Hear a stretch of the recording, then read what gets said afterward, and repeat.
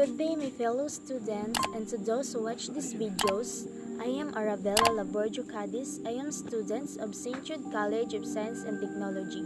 This is my first vlog for our school exam. Introduction to Media and Information Literacy. Humans are social beings. Despite the few occasions of solitude, chatting with friends, either face-to-face or through a telephone or online seems to be more likable situation to be in. People value the simplest opportunities to communicate not just with themselves, but most especially with other people. Communication is a natural and inescapable fact of life. Every individual is born with it. This is precisely the reason why you are taught to learn how to speak, read, write, or use communication gadgets at an early age. Communication is all about the skills your parents would like you to learn when you were younger. Defining Communication by Little John and Voss, 2008, who are scholars and experts in the fields regard communication as one of those everyday activities that is intertwined with all of human life so completely that we sometimes overlook its persuasiveness, importance, and complexity. They suggest that communicating feels so natural to people that oftentimes the act itself is taken for granted. People communicate to be more closely integrated with and to the society they belong to. You communicate because expressing yourself means contributing ideas for whatever purpose cause. But first, you must understand the concept of communication. Perhaps one good way to do is by looking the origin of the word. Communication is from Latin term communicare, which means to share or to divide out.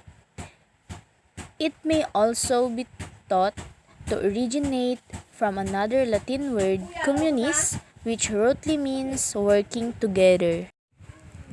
Explaining the communication process through models. To understand better that process of communication, here are some models as discussed by communication scholar Denise Maxwell 2005 in his book Maxwell's Mass Communication Theory. Transmission models. Perhaps the most popular among these is Harold Lastwell's presentation of communication as an attempt to answer the question who says, what to whom, through what medium, and with what effect. Lastwell's communication models. The model is relatively straightforward and tells you that communication originates from someone and their message flow through channel, either through sound waves or light waves, and the someone on the other end receives the message with a corresponding effect. Later improvements in the model were introduced by the other experts in communication. One such revision is modeled by Claude Shannon and Weaver.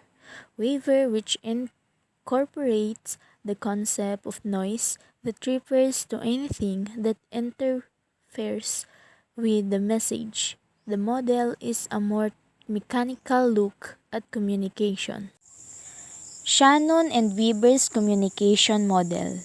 Another transmission model is by Bruce Wesley and Malcolm McLean Jr. Well, they argued that instead of having a sender merely relaying message, you have a communicator who relays his or her account of collecting of events or views, voices, and society. Wesley and McLean Jr. also said that communication is guided by the interests and demands of an audience that is known only by its collection and responses to what is offered. By Maxwell 2005. Ritual or expressive model. This is an alternative way looking at how communication works. In the expressive model, communication happens due to need to share understanding and emotions. Communication has an integrated consequence in the society. It is done to build social relationship. An example would be when use certain symbolism or euphemism to indirect refers to certain things, but you are sure that your audience still understand what you are trying to say. The communication is ritualized because the meaning is suggest more than explicit stated and the understanding of it, though connotative, is mutual. Publicity model.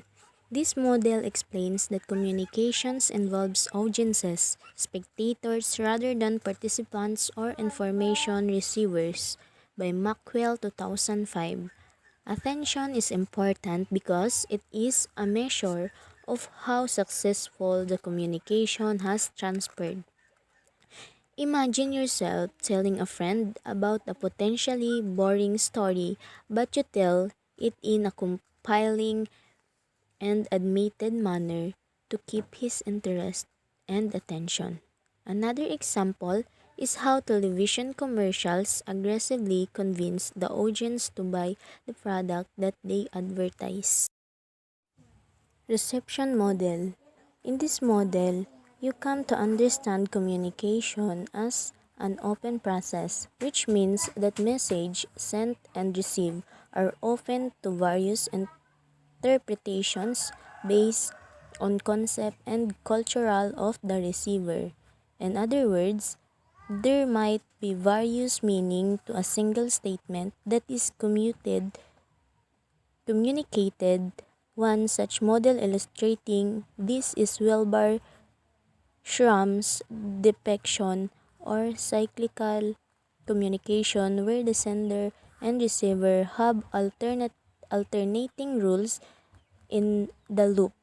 A communicator who produces and sends the message is called the encoder.